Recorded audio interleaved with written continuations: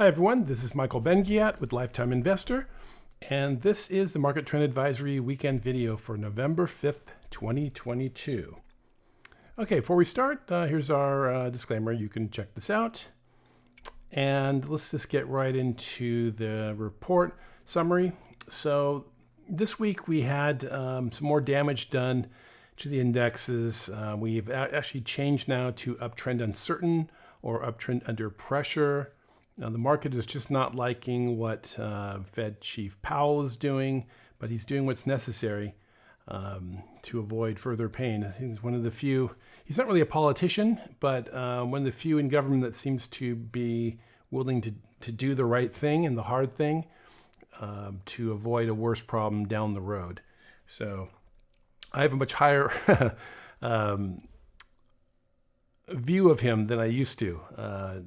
Some of the other Fed chiefs we've had were pretty much clowns, but he's showing he's got a little bit of backbone and he's willing to stand up to do what's right. So, but unfortunately, the reason we are in this mess is because of the previous policies that they've done. Flooding the system with money and interest rates at zero for way too long. So, anyways, we're all paying the price for that now with inflation and declining stock market. But coming back to the summary, so the market took another plunge. So we are now uptrend uncertain. We don't have any exposure in the indexes. We had a lot of sell signals that happened during the week. So that's taken us out. The market count of zero, so we have no exposure. And we also have been getting rising institutional selling days, especially on the S&P, which really got hit hard, which was surprising in a way because it's been acting a lot stronger than the NASDAQ. But that's just what it's doing. So anyways, we're back out of the market. It's been a very tricky and treacherous market to go through. We'll talk about that a little bit later.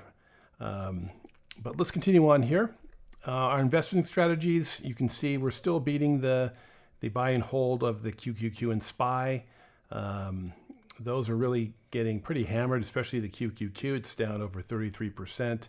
And we're now just down 12.65 in the QQQ and 14.64 in SPY. It's been tricky. I mean, that's one of the reasons we've been kind of in and out of the market but over the year. But sometimes it gets really bullish, and we've had these big rallies that, when they turn and have failed ultimately they're taking our strategy with it, but still we're outperforming the buy and hold. So that's a great improvement over just trying to buy and hold, because you never know how low these things can go. Okay, so let's take a look at the indexes. So we can see here that the Dow has been vastly outperformed the other indexes, and it had burst above its 200-day moving average. That's this black line here. But was not able to hold it. We had that big down day when the Fed didn't give the market what it was pricing in. And then we had, for some strange reason, we had a huge rally at the end of the day. I think we were up 500 points, yesterday being Friday, up 500 points. Then it came down a couple hundred points and then rocketed in the last part of the day, up 400 points. So very volatile action. It's very tricky to trade this kind of thing, so you're really best not being in it. So, and why is this going up so much compared to the other indexes? Well, money is flowing out of large cap tech, which is getting absolutely hammered, and is flowing into basically companies that make physical things, oil, energy, materials. So that's where the money's going. You're seeing like ExxonMobil. I think Chevron, I think they're both in the Dow. They're outperforming, and some other big companies too. And at the same time, the large cap tech is just getting absolutely killed. I think it was maybe yesterday or the day before I wrote about, I think it was just the top 4 stocks, Google, Alphabet, Facebook or Meta, Microsoft, and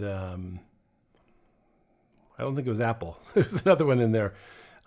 Basically, their declines so far this year have been $3.25 trillion in market cap that's been wiped out.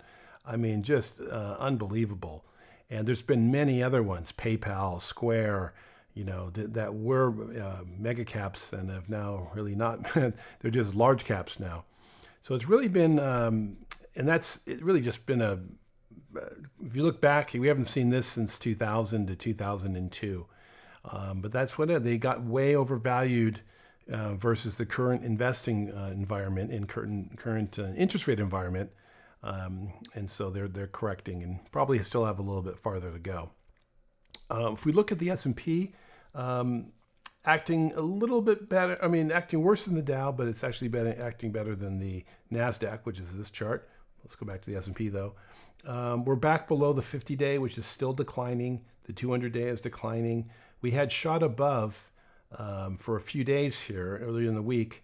But we're getting, when you see that, when a moving average is still declining and the index is rocketing above it, many times that just doesn't end up working out. It's just a warning there. We had the same thing here. This started shooting up here. Finally, it turned around, but you can see it didn't really get a lot of angle, and then it, of course, burst below. So we're down here below the 50-day, still declining, 200-day declining. So we'll see. We're sort of in no man's land as the market is still trying to put in a bottom, but it's looking less and less likely that it's going to hold. And here you can see the NASDAQ. We actually broke below the follow-through day, which was right here, this first blue here. We tried to rally again on higher volume, but you can look at the relative strength versus the S&P. It's just making new lows. We're very close to making a new low completely. And if you look at the QQQ, it's very close to making a new low. So, the tech stocks and the kind of companies that make up the NASDAQ are just getting continually pummeled. And we're seeing just more and more big declines. Even after this long decline, you're still getting stocks that are getting taken to the cleaners. I think Twilio went down over 30%. I think Funko, another one that was a winner, I think went down over 40% just alone on Friday. So we're still getting these massive revaluations as companies have been reporting, worse and worse earnings. So that's where that is. Let's continue on to the market technicals. So we've had a bit of an improvement, but again, we're starting to see just more 52-week lows again than highs. We're coming back down again on the percent above the 50-day and the 200-day for the NASDAQ. We had a very sort of odd divergence here. We saw the number of growth stocks that are holding up really just shoot up into the 90s. I don't think I've ever seen 97 or 98 since we started tracking this. I think going back to 2019. And a huge number of these is there's a lot of oil stocks. If you look at that sector, there's a lot of stocks, and a lot of them are just gapping up on earnings. And so that's really sent this higher. It's starting to come down a bit. It's a little misleading because looking at this, you think, wow, under the surface, the market's really powerful, but it really isn't. So we have to take that into account. And in our stock picks, we do track using these and other indicators, and we're just seeing the leaders are just starting to get hit all over again with big declines. I think I wrote that on Friday. We have a big watch list that we use. Sometimes 50, 60 stocks on that we're sort of using as our basis for stocks that we recommend. And that's just shrunk by about half during the week. We do have a giant watch list for tech stocks, which just, more often than not, it's just solid red and you see just massive declines. So we have a little bit of a mixed picture just here. Occasionally you can see just from the ratio, we had occasionally, real strong up days in the green here, but then we're sort of drifting back into the, just color-wise, the reds and orange and yellows. So and this is kind of drifting back too, getting a little darker. So not super strong. And then when we come to the sentiment, we're actually getting, it's sort of overall neutral to getting to the greed, which is really interesting. We're starting to see a lot more fear. The fear definitely left the market, and we're starting just to see a little, some less bearishness and actually a little bit of greed and things starting to creep in, which is a little surprising since we're just right off the lows. So I just want to talk about a few more things here. This chart is just showing about how retail investors have been feeling the pain of the stock market fall. And on average, most of them are down, getting close to 20%. And one of the reasons why, a lot of people have done pretty poorly is that first of all, they got used to just seeing stocks go up and up and up. And they just got used to doing the buy the dip. I mean, there's so many of these stocks that were just, people were conditioned for over 10 years. You just buy the dip and then it comes back. Doesn't matter if you buy it and it drops 30, 40%, it's still going to come back. Well, unfortunately, that worked for a while, but it's not something you should ever use as a selling or a holding strategy, because you get things like this where stocks go up and they don't come back.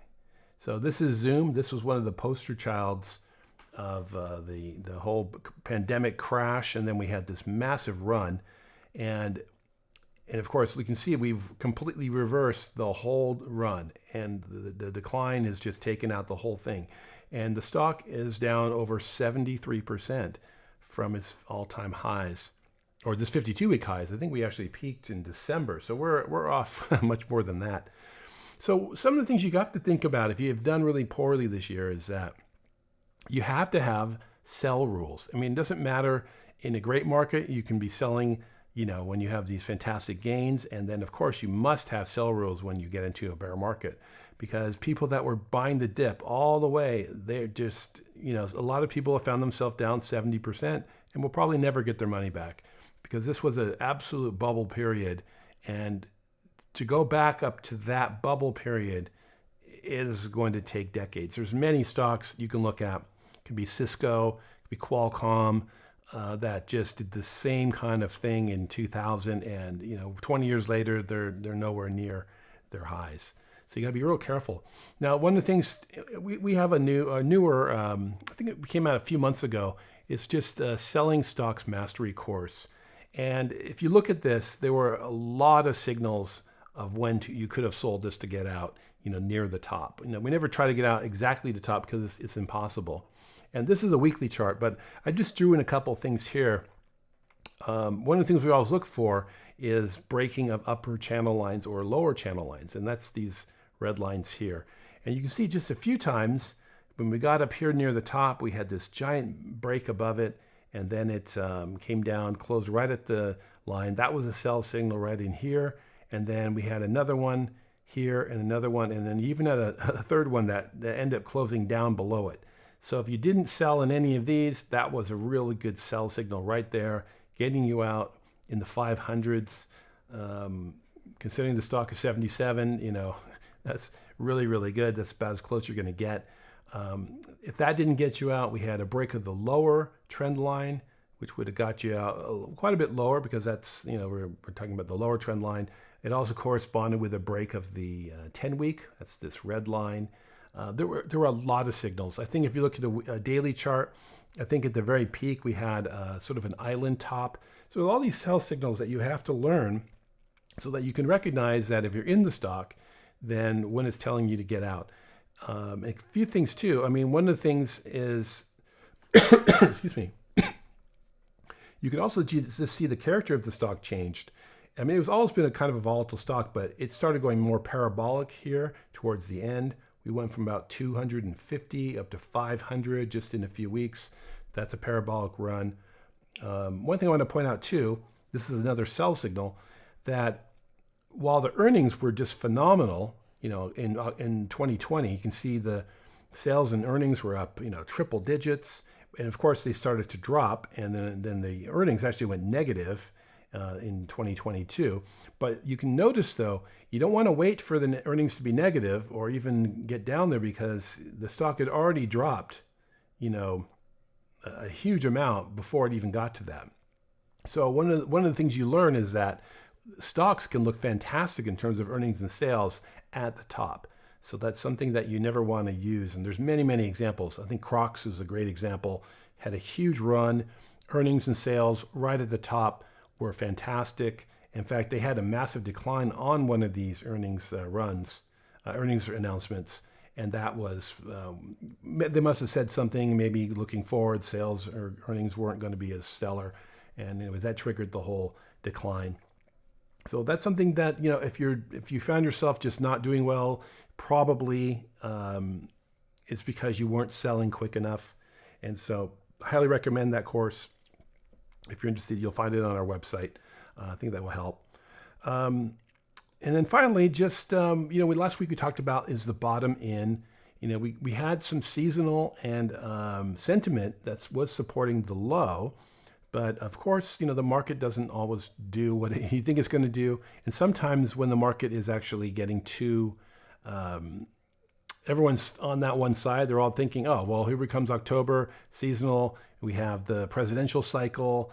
Everything is bullish. That sometimes sends people buying just because of those things. So far, it hasn't happened. It still could. But I did find there was some research from Citi that traditional Santa Claus rally hasn't worked out when the returns of the first 10 months of the year are negative. So that might just throw, and plus, there really isn't much else pointing to the market to give it some kind of a tailwind to go up. The Fed's not helping what they're doing. Earnings have not been fantastic. So all these things, add them up. We may not get that rally that everyone thinks. And then also the sentiment was supporting a low. It still is. We've had some, but it's a secondary indicator. So we don't ever trade off that, but we want to see if that will support other signals. So anyways, it's a very tricky. This is a bear market, and you'll find many times that the market looks like it's turning around, and we just saw that, and we had a big hit back down. So you got to be really careful. And it's easy to say, well, okay, I see all these things, but we want to see confirmation. And one of those confirmations too, which we track, is seeing other institutional buying days and additional follow-through days that come. And we're really not seeing that. In fact, we're seeing a lot more distribution or selling days. So we just have to be careful. And, at this point, you really shouldn't have much exposure to the market. Try not to have any FOMO of feeling you're missing out. You're really not going to miss out. I mean, if the market really turns, sure, you might not catch the bottom of it, which is fine, because that's where more money is lost trying to catch a bottom or top. But you want to be in it for the big move. And so if we're going to get that big move in the middle, once the market does bottom out, which it will, you want to be in there, highly invested at that point. But when it's this volatile and this uncertain, you don't want to be putting hard-earned capital to work in any large size. So I'd say we're still not out of the woods. It's just everything's mixed. The final thing I wrote here is just, we're not getting, the earnings just really haven't been what the market was hoping for. The Fed's not helping. So I think overall we're back out of the market. We just watch, keep your powder dry, and we'll be looking for the signs when the market's going to turn. It can turn any day, but whether it will be a established, longer lasting uptrend, we'll see. But for now, we're back uptrend under pressure, and I wouldn't be surprised to see it break below and make new lows. Okay, well, we'll be back next week. Okay, thanks a lot.